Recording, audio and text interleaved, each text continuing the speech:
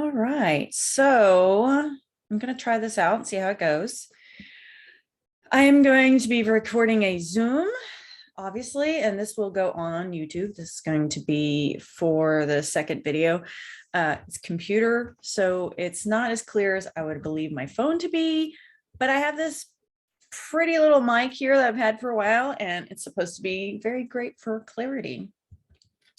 With that said, today I kind of want to talk about I don't know what I want to talk about, honestly. I feel like sometimes on my busiest of days, I have so many things that I want to talk about and so many things that I want to cover. And then other times when I think I have the time to do so, I draw a blank. It's really weird. So I first and foremost believe when I started the idea of doing the YouTube channel, I really wanted to start talking about meditation first. It was the first thing that came up for me to address, at least, because this happens so often for a lot of folks. They don't, how do I explain? We live in a society where TikTok and self-diagnosis is a thing, okay? And therapists or people trained to diagnose, to understand those things in that manner, diagnoses or symptoms, or specialize in treating those things, are kind of given a lot of shit for it. I'll never forget when somebody actually told me, because I just was, okay, if you followed me for a while, you understand and you know that boundaries are a huge discussion of mine, because most people don't understand what boundaries are. Actually, that might be our topic for today, because it's a big thing. Or maybe our topic today is self-diagnosing and TikTok and all these little whatever. Okay, I don't know. We'll figure it out. So anyway, I am going to tell the story. So here we go. Somebody told me, because it was back when I was following another crystal shop, and she was at the Tucson gym show and kept complaining that people were asking her for specific crystals. And she said she didn't have time to do that. It irritated her. And she went on and on. It was really, really distasteful and rude to your customers. Why are y'all asking me for all these things? I don't have time for that. That's not what, why are you showing crystals then? Why did you off, what are you doing there? You're at the gym show to buy crystals for your customers, maybe not specifically right then. I don't know. Maybe she just had a certain meltdown. I don't know. And then she goes on about talking about boundaries.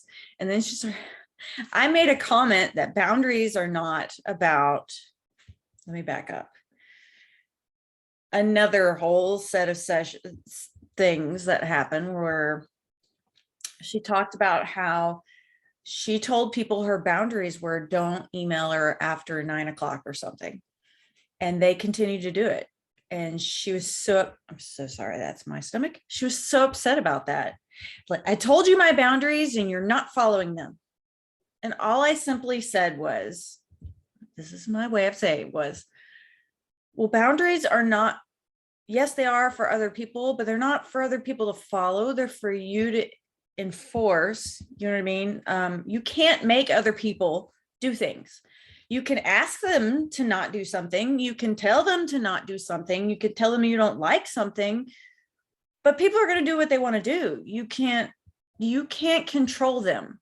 What you can control, here's our topic. What you can control is yourself. If you don't want them to email you, it's not realistic to ask somebody to not, it's not realistic to ask somebody to not email you after 9. That's just ridiculous. Don't check your email. It's that easy. If that's your boundary, that's your boundary. Don't check your emails after 9. Turn your notifications off after 9 or ever. It's that simple. That's what a boundary is. This is, you tell people what you want. This is what I will and will not tolerate. And they're either going to do it or they don't. but there's an end. You have to follow up on the other end. You have to follow up on that. Like I said, don't email me after 9. You can't really ask that. You just say, I am not going to answer emails after 9. So if you email me, guess what? I'm not going to check it until tomorrow, or I might not check it today at all, or tomorrow at all, whatever. It's not, I think people totally get lost at what boundaries are.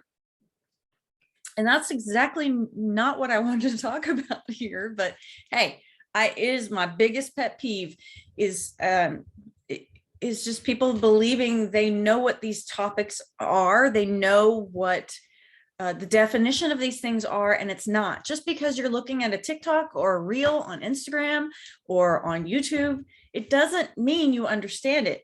I will also tell you that even if you're watching a therapist do reels or whatever, you have to realize a lot of that stuff is listed quickly for a reel or for a post.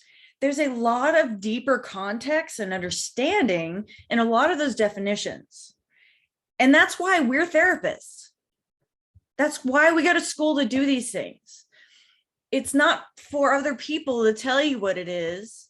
And even, like I said, even counselors and therapists, they don't really understand the depth of it. Let me give you an example. So to be a counselor or therapist, you learn the diagnostic and statistical manual, okay? And it's a big ass thick book. I don't have it in here. And it's full of diagnoses. And in that, it has a list of diagnoses. A list of properties under each diagnosis. Let's say borderline personality disorder. Well, for you to have borderline personality disorder, it should look like 1, 2, 3, 4, 5. There's like 9 things. I'm making this up. I don't know the details of it. I'm not looking at it. There's like 9 things. Let's say there's 9 things or something. And it says you have to have 6 of those 9 things to meet criteria for borderline personality disorder. Okay, that's just to meet the criteria initially. Then after that checkbox list, whatever, there's a whole section explaining the context of what that looks like, what each of those things look like. Because I guarantee you, if we took a checkbox list to anybody, you would probably fit 4, 5, 6, maybe whatever disorders. But it's not a general practice to give people 2 or 3 or 4 or 5 diagnoses, because a lot of those overlap. And a lot of times, yeah, sure, you may meet criteria, but you don't have this, or you don't have that. Let me give you an example. ADHD is something that is highly overdiagnosed, because a lot of people will say they have like hyper focusing, or I'm hyper focusing on something. Anybody can do that. Anybody can do that. I struggle with having a sense of time. Anybody can do that too. Like it's just, it just is.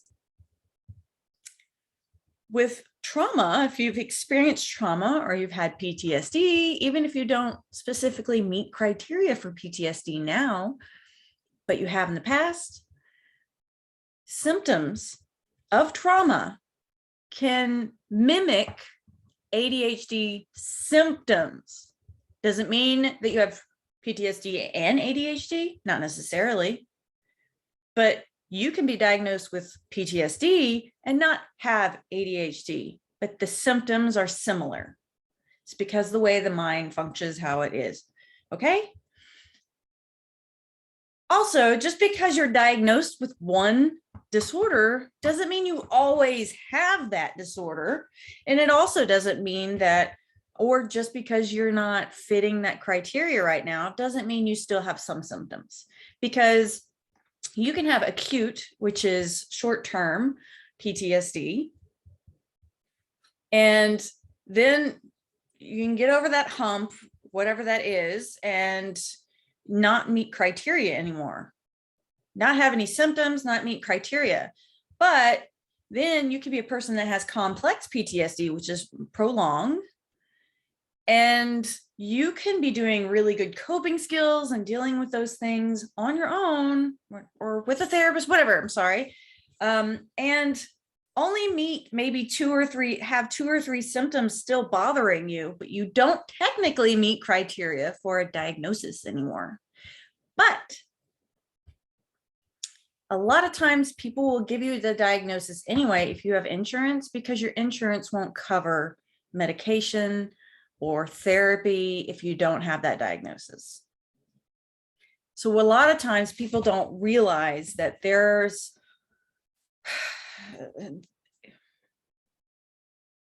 a distruthful nature because of insurance. I can't tell you how many times working in a substance abuse treatment facility, somebody doesn't fully meet criteria, but their probation is saying because they were arrested for some kind of drug or alcohol, they have to go to treatment, but they can't afford treatment. So in order for them to get accepted from government assistance, they have to meet criteria for a diagnosis. What do you do? What do you do? And legally, you're not supposed to do all that stuff. You're not supposed to say, hey, that's not it. But what do you do for them? Are they just going to go back to jail because they can't afford to go to treatment that is being required of them? You know what I mean? So you need to understand that you don't always have to label yourself with something. And just because you may have been labeled with something before doesn't mean you have that either. And just because somebody might be popular on TikTok, or even if they're a therapist, I can't tell you so many counselors that I worked with in the past that didn't understand the context thing. They didn't understand the full context because they didn't continue on with school to understand the depth of it. Some states like Texas, to be a substance abuse counselor, you only have to have an associate's degree. And that's really kind of a kick if you don't really understand the mental health aspect of it, because in Texas, drug is a drug. Now, a couple of years ago, it was probably now 7 or 8 years ago, they did discuss that they would require a master's degree or a bachelor's degree or something for that, because they really do need more. Now, I was lucky at the time. I got licensed after an associate's degree. I had 2 associate's degree. And by the time I finished my internship, I already had my bachelor's degree as well. I do have 2 masters in clinical counseling psychology, clinical counseling and clinical psychology, and I'm working on my PhD in mind-body medicine with integrative mental health. My stomach is talking to me. Anyway, I have extensive training in that area. I've also continued my training in trauma. We've talked about this. So what I'm saying is that people who want to help others because they had a problem as well, a lot of times, they'll go to AA meetings and they learn it that the drug is the issue. The drug is the issue. It's the problem. When I will tell you 99% of the time, the drug's not the issue. It's the underlying issues below it. Just telling somebody not to use, it's likely that they're just, if they don't address the root problems, it's likely that they're going to go back and relapse. And I don't really like counting down the days of how long have I been sober. It's like, it's almost like you're waiting to fail. I don't know. It's just me. With that said, the counselors that I knew, they didn't understand the context of things. They would be like, well, you meet criteria. I'm like, technically, but that symptom right there could be explained by the depression or severe anxiety he has. That's not related to this. There's a lot of context because we're supposed to be trained in that way. We're supposed to be significantly trained to tell you what is going on. What you see on TikTok or Reels, even from therapists and counselors, is brief. There's always more to it, okay? Just like the misunderstanding of what boundaries are. Boundaries are set from you for you. You either allow people to do whatever, invade your space, you're allowing it. I'm not saying people don't push their way through, but you're allowing it. If they're going to keep pushing and pushing, or let's say they're not really pushing, they just sent you an email at 9 p.m. and you checked your email. That's not their fault. That's your fault. If you don't like something, move around. If you don't like how they're acting, you don't appreciate, you set a boundary for yourself and for your sanity. That's what that is. It's not, here's my box and you follow it. People aren't going to do that. They have their own life. Can you imagine us having to remember everyone else's boundaries all the time? Because I damn sure forget. Hey, oh God, what if I don't want to forget and not send this email. I'm thinking about it right now. I'll send it. She'll check it tomorrow. No big deal. I did it. Can you imagine?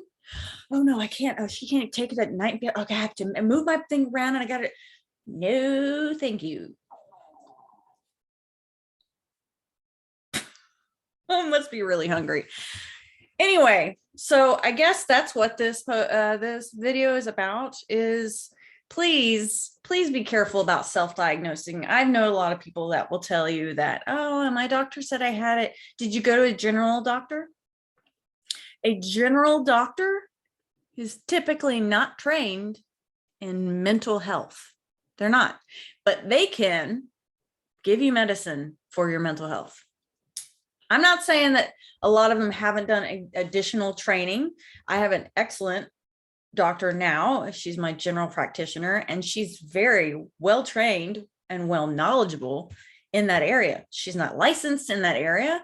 She's a general doc, but she's highly educated in the area. Total difference than people just thinking, oh, depression, and this helps this client or this patient or this patient. You have to understand there's difference. I didn't know it until I got into the field. So what I'm saying is just be careful on your self-diagnosing, seriously. Just because you mimic these symptoms or somebody on TikTok listed it, or even if you Googled something, doesn't mean you have it. It's kind of like, you know, everybody says if you Google some symptoms, you know, somehow you end up with cancer. I'm telling you, just because you might meet some general criteria doesn't mean that you have that. And I also understand that everybody wants explanation. They want help to explain what's going on with them, why they act a certain way, why they struggle with things. It's because you're human. And my stomach is just talking a lot. Sorry. One, it's because you're human. Two, it could be multiple different things. And just like slapping a diagnosis on it isn't going to help anything. Learning how to cope with that, even if you use tools that are similar to the whatever that is recommended for that diagnosis, sure, that could work. If it works, it works. Just be careful, because people throw around ADHD right now a lot. And just because you struggle to focus doesn't mean that you can't focus, and it doesn't mean that you have ADHD. It really doesn't. It could mean that you have 6 cats in your house distracting you all the time, and about 15 outside you take care of too, that are jumping at windows. I'm distracted by cats. That doesn't mean I have ADHD. You understand? If all of your notifications are on your phone and you're constantly hearing ding, ding, ding, ding, same thing as a cat situation, that doesn't mean you have ADHD. Okay, so there's a lot of different things. Looping this back around to what I would like to talk, let me check the time here. Does it tell me 21 minutes? Okay, is about why meditation is helpful. I did recently did a reel, TikTok, whatever, video about the use of meditation. A lot of people believe that meditation is supposed to be, and you're supposed to be stopping your thoughts. Now, that's also something in substance abuse treatment that will tell you to work on thought stopping. That's not possible, y'all. You can't stop your thoughts, but you can redirect them. What I mean is that there's always going to be tons of things going through our brain. Again, you don't have to have ADHD for that to happen. We live in a society that is go, go, go, go, go, hurry, hurry, hurry, do multiple things. It's not simple. Life isn't simple anymore. It just isn't. But you can help yourself find a simple life by downsizing the things that you do. I have a lot of room to talk. But anyway, my point is that meditation doesn't thought stop. Okay. What it does is it allows you to sit. Now, again, you can walk. I would call it meditation. But you can put your headphones in and listen to music and go for a walk. You can go for a hike. And those can be meditative moments where you're still thinking about things. You're looking at stuff. Your brain is always going. But that type of attention quiets the rest of the stuff. Does that make sense? It and doing a walking thing or a hiking thing and listening to music, some kind of sensory input while you're trying to quote unquote meditate, which is really just paying attention to your thought patterns and learning how to refocus is really what it is. That just is what it is. But see, I didn't even turn this off. What I'm saying is that those things can help give you some kind of sensory input if you really desperately need it, because you can't sit still. But it also helps you to quiet the mind at the same time. Going for a hike helps with the serotonin and dopamine. You're going, and then you might get some endorphins going in there, happy juices, all this stuff. And it soothes the mind, not just the soul, but it soothes the mind. And so a lot of people will think that you have to sit still and you're just trying to be quiet. But I guarantee you, if you try to be quiet,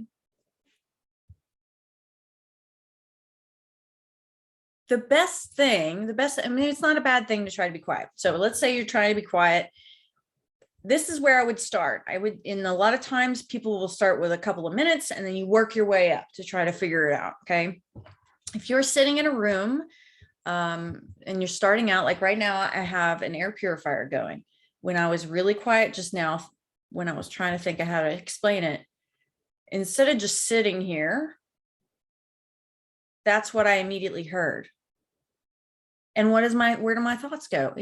That's the air purifier, isn't it? There's always something going. But if you're trying to go back to just soothe my mind, focus on my breathing, that's something that people do in meditation. So meditation really is about, okay, I hear that fan, I hear the AC going, I hear that cat jingling, and back to center. That's really what it is. When you come back to center, you're thinking about your breath, you're thinking about the moment, the present moment. And it comes in with grounding techniques as well. So it's like, I feel the softness of this little cushy thing on my booty. And then my brain wanders off and starts thinking about who gave it to me and sent it to me. Oh, that was really nice. Back to the feeling of my butt. Oh, now I'm focusing on the feeling of my feet on the floor. I'm wearing Crocs. I used to hate Crocs. See, bunny trails, bring it back. Focus on the breath. That's what it's about. There's not really an end goal except for, I'm going to have to find the video. There's a video on Headspace and I think it's really cute.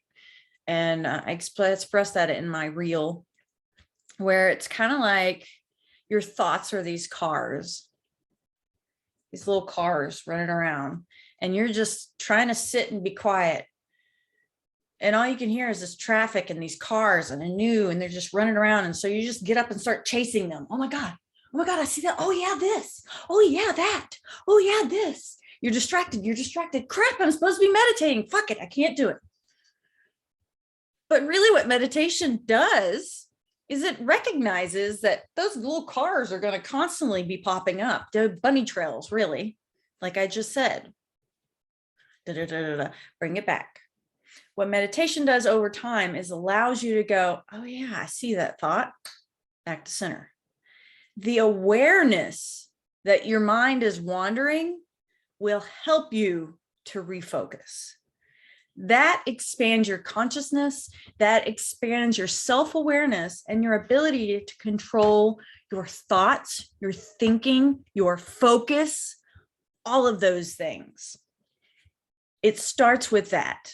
So you don't have to be officially meditating in a room, but I highly recommend it, because if you just have a fan on or something, a few things, you can zero in, purposely focus on that fan, purposely focus on the cat jingling, purposely focus on the TV in the other room. I wish they would stop playing, whatever, you know what I mean? And then purposely bring yourself back to tuning that out, focusing on you, learning to tune this out, focus on you. We need more of that in our society to help us in so many ways. I see it getting worse and worse every single day. If you can learn how to do this, you don't need a flippin' diagnosis to tell you what pill, what to do. I'm telling you, learning to train your mind, even when it's really not wanting to. I'm not saying that it's easy. I'm also not saying that there aren't going to be days where you're like, I can't fucking do this. I seriously can't focus, because I have those days too. I have those days too, quite a lot. It's a lot. I do a lot of things. I do a lot of things to the point where I get so overwhelmed, I don't do anything. And that's not the solution. The solution is to zero in, pick one thing, stop thinking about the bajillions of things, pick at least 3 things I need to get done in a day. 3 things, not big, huge things that have other millions of things, like specific things. Work out, post a reel, not make a reel, post a reel, check my email, whatever. Little things that don't have a bajillion other things in them. You know what I mean?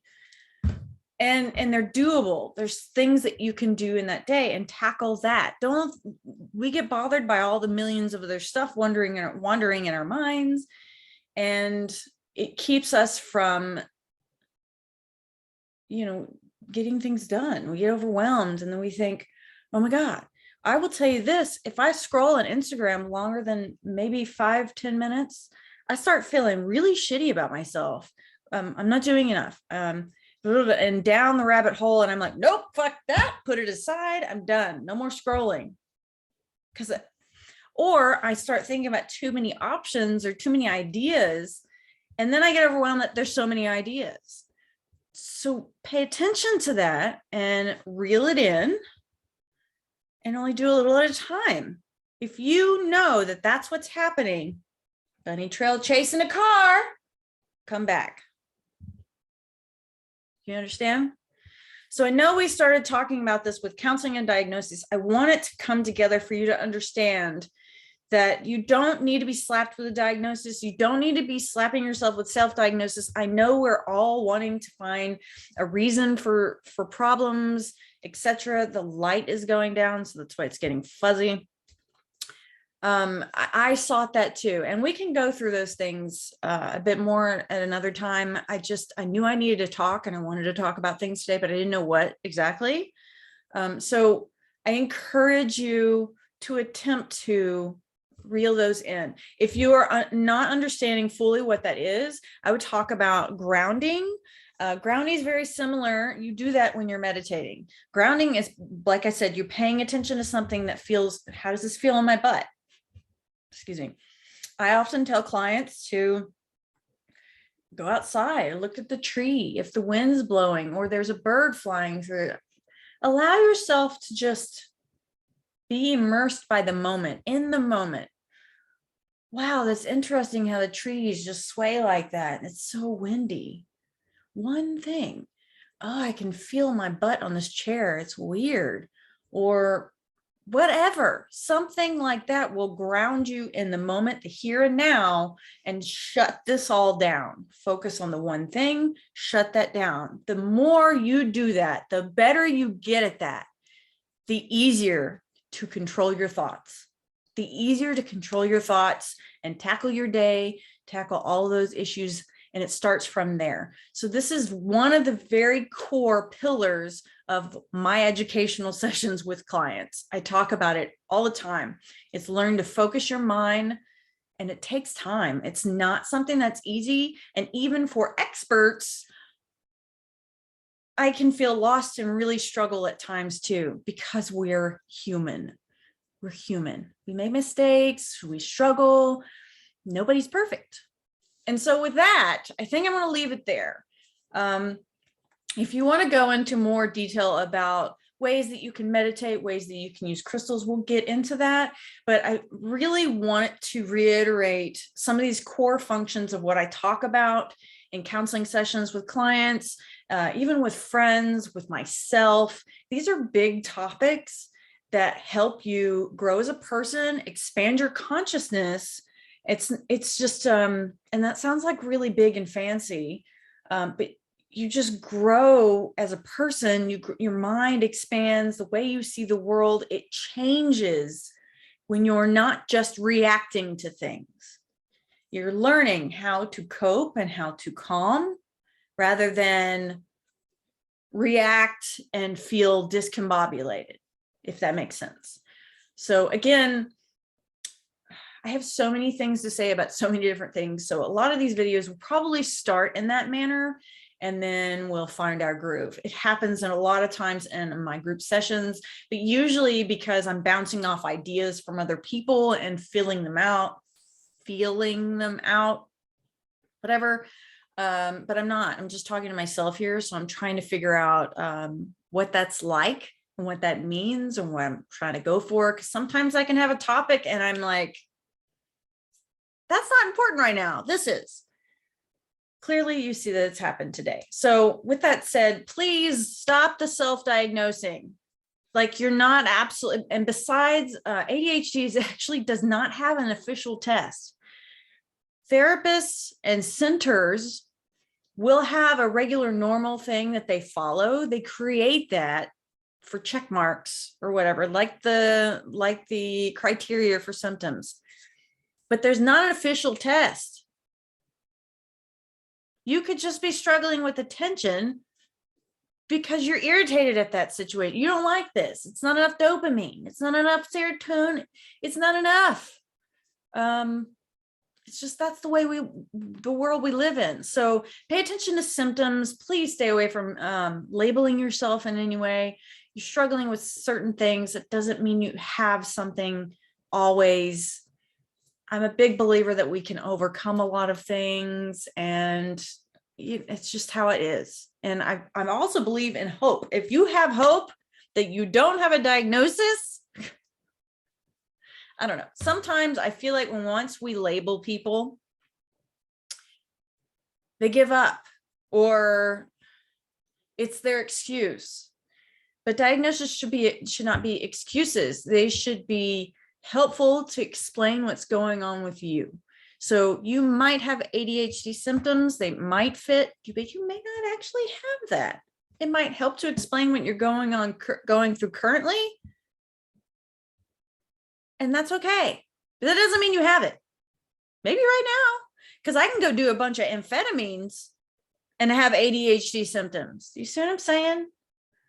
I could go drink a bunch of coffee and have ADHD symptoms. So please be careful with those things. We are going to talk about a lot more mental health stuff. We're going to get into crystals eventually, but I just kind of want to touch on some of these major pillars in my educational sessions, like I said, and then kind of move from there. I hope this was helpful. I know I covered a bunch of different things. It wasn't super specific, and we may get into more specific later.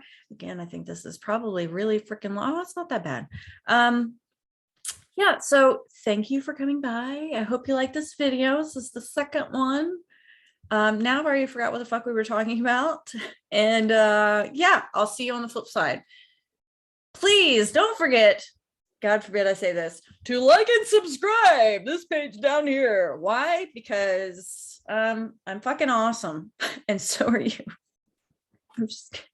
I'm kidding. I'm not. No, I am awesome. Just kidding. No, really, I'm awesome. And I love educating you guys. And I will be the first person to tell you that I don't know everything. And I also struggle. I'm human. And I think that's just what we all need.